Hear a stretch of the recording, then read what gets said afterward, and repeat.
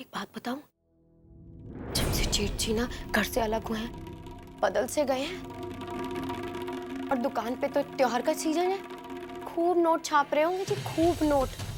और रह कौन गया है, दो जन मियाँ बीवी खूब मजे उड़ा रहे होंगे। आपके भाई ना लुगाई के चक्कर में घर को भी भूल गए, घर वालों को भी भूल गए। तो घर का खर्चा कैसे याद रहेगा?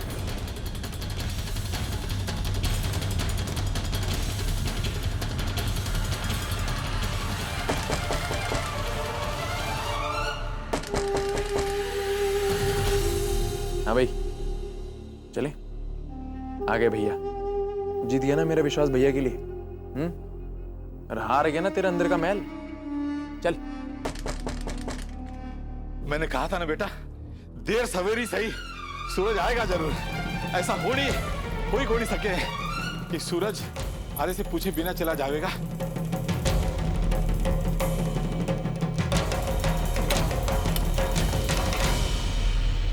नमस्ते समधी साहब। माँ,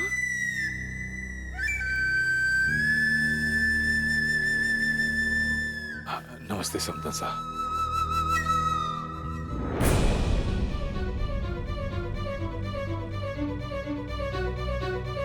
थारी माँ यहाँ क्या कर रही है? अब सूरज भैया के घर छोड़ जाने की पीपड़ी तो नहीं बजाई तूने अपने मायके में? नहीं। हमारे को खुद नहीं पता कि माँ इस कैसे आ गई।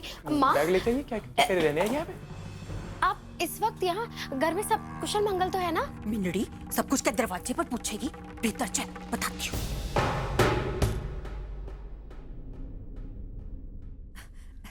नमस्ते समदन साहब। नमस्ते। सब कुछ कुशल मंगल तो है ना? जी, ठाकुर जी की कृपा से सब सही है।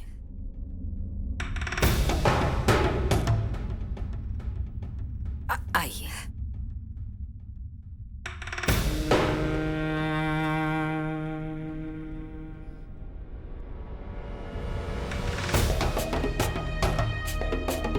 ये जरूर अब सूरज के बारे में पूछेगी। ये इस वक्त, वो भी बिना किसी कारण के? बात समझ नहीं है। जरूर कोई बड़ा धमाका होने वाला है। आखिर है तो मीनाक्षी भाभी की माँ ही ना। माफ करना समदन साहब, इतनी रात गए आप सबको परेशान किया। नहीं सासू माँ, आपका ही घर है, आप कभी भी आए कभी भी जाएं। पर हम लोग ना थोड़ा डर गए कि मतलब इतनी रात के आप आई हैं, कोई जरूरी बात है? मतलब काम तो बहुत जरूरी था जमाई साहब। जो तू घर वालों से बात कर लेती तो मारे को इतनी रात को आठे आने की जरूरत को नहीं होती। घर वालों से बात कर लेती? किससे क्या बात कर लेती माँ? ले, जैसे तारे को कुछ पता ही नहीं। अरे इस घर में एक दांत रोटी टूटे हैं, ये मारे को पता है। अब देवरानी जिठानी में ऐसी बातें तो होती रहती है ना। माँ, ये जलेबियों की तरह बातें बनाना बंद करो, साफ साफ बताओ बात क्या है? अभी बताती हूँ, ले पकड़।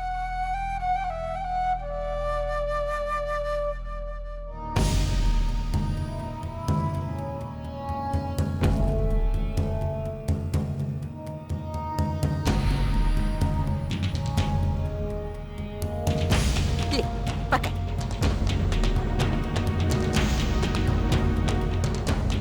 अपने नाक का कांटा तूने दिया था ना मारे को इसमें नक जड़वाने के लिए। हाँ।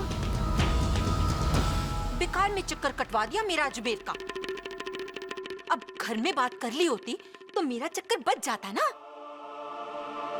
लेकिन किससे बात कर ली होती? किसकी बात कर रही हो घर में? यही काम अपनी जेठ जिठानी को कह देती ना, वो भी तो गए थे आज उसमें।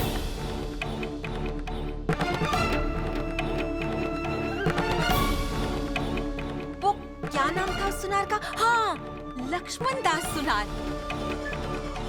55,000 का हार खरीदा था तारी जेठ ने अपनी लुगाई के लिए।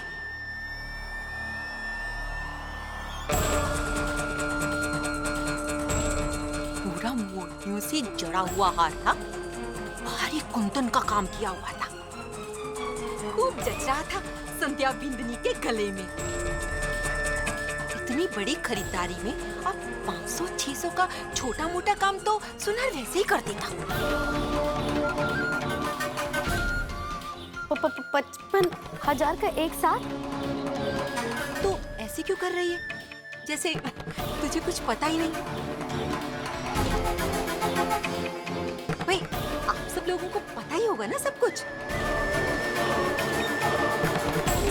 अरे रे भाई, हाँ, हमें पता है ना, बिल्कुल पता है ना, बिल्कुल। भाभो को भी पता है, मार्केट से इतनी बड़ी हमने चीज ली है, इतना बड़ा हार लिया है, इतनी बड़ी खरीदारी की है, तो उसको पता है। हाँ, ये कोई कहने की बात है? समधन सा की आंख के इशारे पर तो पूरा परिवार चलता है। मजाल है इनकी मर्जी के बिना एक पत्ता भी पर फड़फड़ा जाए। ठाकुर जी इस परिवार को नजर से बचाए। अब अच्छे से देख ले, सही बिठाया है कि नहीं नग उसमें? ढीला तो नहीं है कहीं? नहीं माँ, आपका काम तो हमेशा ही चोखा होता है। वो क्या है, उधर से ही खरीदा था ना, तो वहीं जाना हमारे को ठीक लगा। ले रख दे। अच्छा समधन सा, मैं चलती हूँ, बहुत रात हो गई है ना।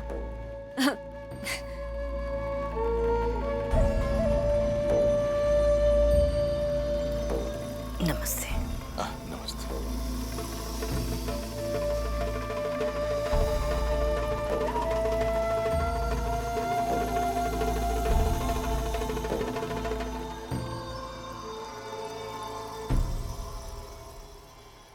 भाभो, भैया ने इतनी बड़ी रकम निकलवाई और भाभी के गहने खरीद लिए,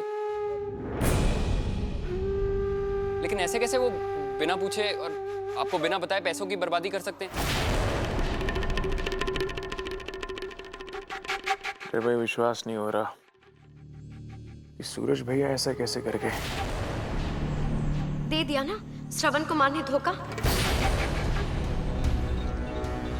आपको तो जी बड़ा विश्वास था ना अपने बड़े भाई पर। आप तो आंख पे और कान पे ना पट्टी बांध के बैठे हो। आप लोग तो कह रहे थे ना कि जेठ जी आएंगे और रात को दुकान की सारी कमाई भाभो के हाथ में रख जाएंगे। आप सब लोग तो दरवाजे को ही टकते रहे और वो चले गए अपनी बिंदनी को जड़ाऊ हार दिलाने के लिए। एक तो दुकान की सारी कमाई अपनी जेब में डाल ली और जमा पूंजी भी खर्च कर रहे हैं। अरे भैया, तू ना थोड़ी शांत हो जा, समझी? हरी माँ वैसे ही रात काली करके गई है अभी। सर दर्द हो रहा है हमारा, अब चुप हो जा तू बिल्कुल। मारे को तो आप चुप करा ही लोगे, लेकिन आप अपने भाई साहब से भी पूछोगे कि ये सब वो क्यों कर रहे हैं? हम सब जानते हैं कि राठी मिष्ठान भंडार की दुकान से इस घर का खर्चा चले है और वो जेठ जी भी अच्छे से जानते हैं, और फिर भी वो देने तक ना आए पैसे। पता नहीं आप सबको लग रहा है कि मीना ही ऐसी है, लेकिन मारे को अकेले की चिंता को नहीं, पूरे परिवार की चिंता है, तभी ये सब कह रही हूँ मैं। सारी मेहनत की कमाई उड़ा रहे हैं, अब कैसे चलेगा घर? अब वो छवि के वो जो क्रीम पाउडर है जिसके बिना वो ससुराल वाल को मुंह ना दिखा सकेगी, और मोहित भैया वो आपका जो फुसफुस है ना वो भी, और भाभो की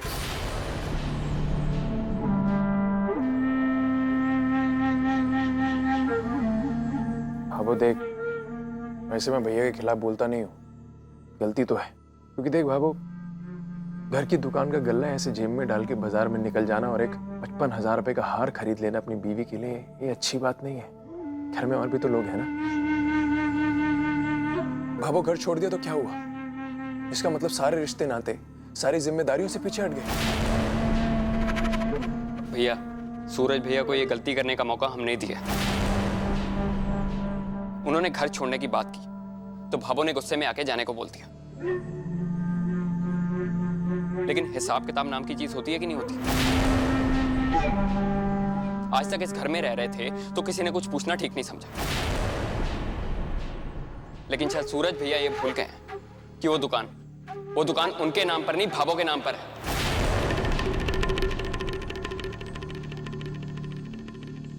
और उस पर हम सबका हक है।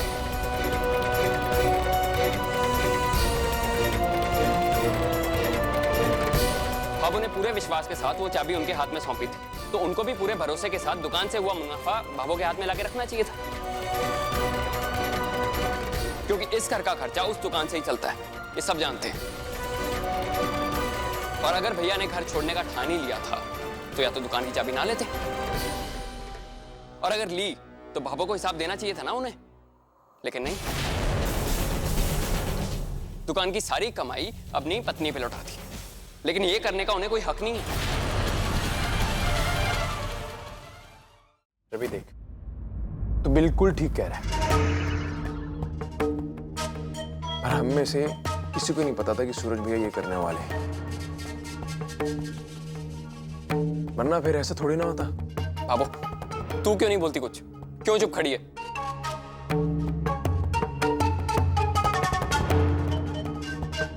वापस आ, आप क्यों नहीं कुछ बोल रहे? तुम लोग हो ना हमारे बाप,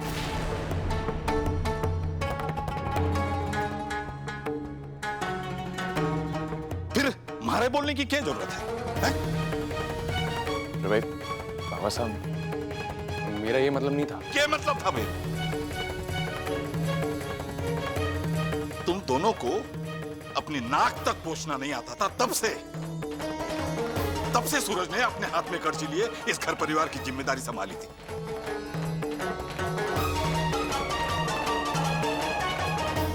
और तब से लेकर आज तक मजाल है किसी की उसकी नीयत पर कोई सवाल करे।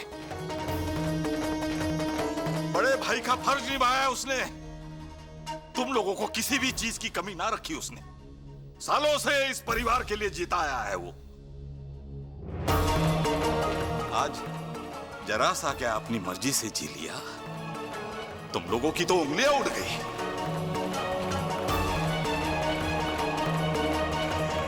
ऐसे 50,000 उसने इस घर के लिए उड़ाए, तब तो तुम दोनों चुप बैठे थे। कान खोलकर सुन लो तुम लोग, एक बार को आसमान वाला सूरज भी पूरब से उगना भूल जाएगा, पर हमारा सूरज जिम्मेदारियां कौन ही भूलेगा इस घर की।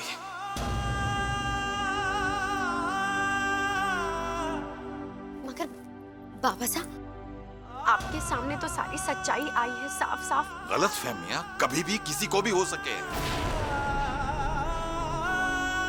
और एक छोटी सी गलतफहमी पूरे घर को उजाड़ सके। पापा साहब, अब कौन सी गलतफहमी? बात साफ है, भैया ने पैसे निकलवाए और हार दिला दिया भाभी को। इसमें कौन सी गलतफहमी की बात है? चलते ही संध्या जी, आइए।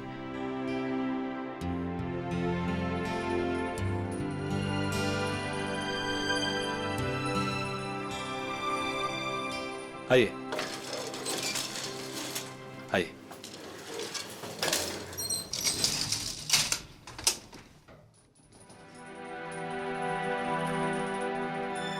ऐसे हर की सफाई में काफी टाइम लग गया, घर पहुंचते पहुंचते काफी देर हो जाएगी। मुझे भाभो को दुकान का हिसाब भी देना था, कहीं सब सो ना जाए। पता नहीं भाभो ने जोड़ों के दर्द का तेल लगाया होगा कि नहीं, और पापा से तो दवाई लेना भी भूल जाते हैं। सूरज जी, आप कहीं भी रहे, लेकिन आपका दिल घर के आंगन में ही धड़कता है। आप चिंता मत कीजिए, हम जल्दी पहुंच जाएंगे। वैसे संध्या जी, हार तो बहुत ही सुंदर है ना? छवि को ये चीजें बहुत पसंद है। बस एक बार छवि के चेहरे पे वो खुशी देख लूं, फिर पूरे पैसे वसूल हो जाएंगे। अरे हाँ, ऐसी चीजें उसको बहुत पसंद है। हाँ हाँ, देखना जैसे उसे मिलेगा ना, अरे वो खुशी से नाचने लगेगी। हाँ, और बहन की खुशी को देखकर तीनों भाई खुशी से फूले नहीं समाएंगे। देखिए बाबा साहब, मैं ये सब क्यों कह रही हूँ हमारे को नहीं पता, लेकिन इतने ही सच्चे होते तो कम से कम घर आ जाते, हम सबसे मिल लेते, पूछ लेते, भाभो से मान रख लेते। हम कौन सा उन्हें रोक लेते और कौन सा हम सब लटक जाते उनके पीछे माउंट आबू ले जाने के लिए। और कम से कम अपनी बहन छवि के बारे में तो सोचा होता। कल रक्षाबंधन है, बेचारी की इस घर में तो आखिरी राखी है, उसके बाद तो शादी हो जाएगी। अब मन बना के रखा होगा ना इसने, बल्कि इन्होंने तो पता क्या क्या सोच के रखा था कि तीनों भाई साथ मिलके राखी बनवाएंगे इस बार छवि से, और छवि के लिए ये करेंगे, छवि के लिए वो लाएंगे। सब भरा कदा रह गया। बेचारी छवि के लिए हमारा मन तो बड़ा दुखी हो रहा है ना छवि। ऐसे ये उम्मीद नहीं थी।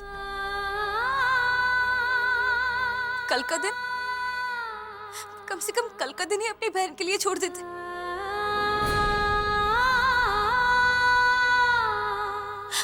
बाबू, भैया को मालूम है ना कि इस घर में मेरी आखिरी राखी है।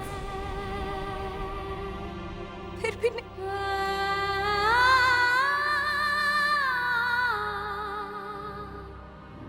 दादाजी, बस मुझे तो बेसब्री से उस पल का इंतजार है जब छवि हम तीनों भाइयों को राखी। अरे अरे ये लिफ्ट को क्या हो गया? रुकोगे? सूरज जी, लगता है लाइट चली गई है। अरे भाई जी, अरे कोई है क्या? अरे इधर कोई है क्या? अरे कोई हमारी मदद करो। कोई है? प्लीज हमारी मदद कीजिए, लिफ्ट बंद हो गई है। अरे कोई है? अरे भाई जी, अरे कोई ऊपर है क्या?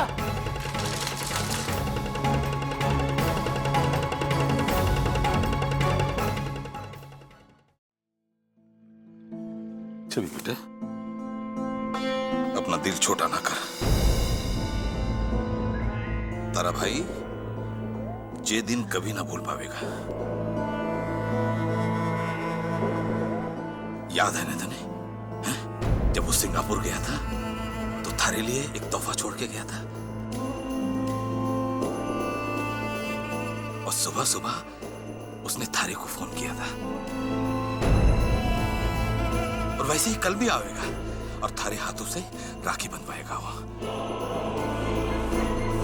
और तब थारे इन दोनों भाइयों को पता चलेगा कि दाग चांद में हुए हैं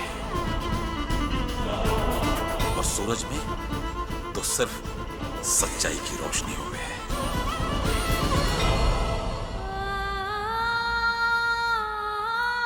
तू चिंता को नहीं कर। जैसी लाइट चली गई, कहीं सारे कर्मचारी उस सीढ़ियों से ना निकल जाए।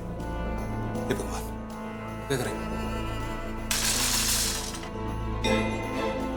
कोई मदद करो हमारी। सुन रहा है कोई? अरे हाँ, ये भी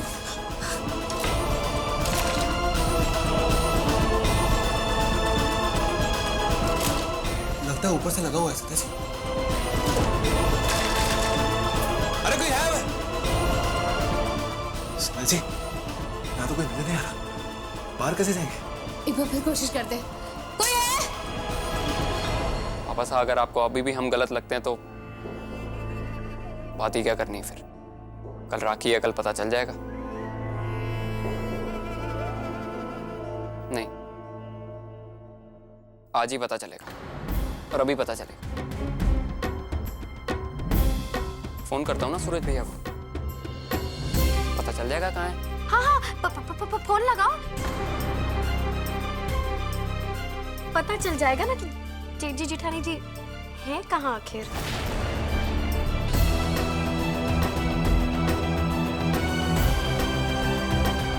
लगा फोन भैया?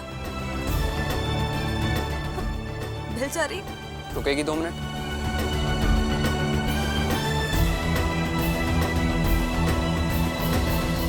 हमेशा मारी पोल खोली है ना जेठानी जी ने। हमारा माउंट आबू का मजा भी खराब कराया था इन्होंने। आज मारी बारी है।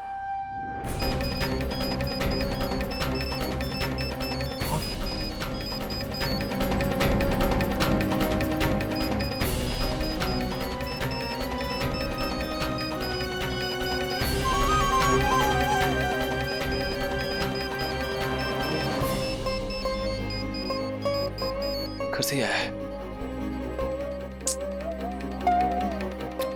कट गया। घंटी जा रही है पर भैया फोन नहीं उठा रहे। मैं करता हूँ।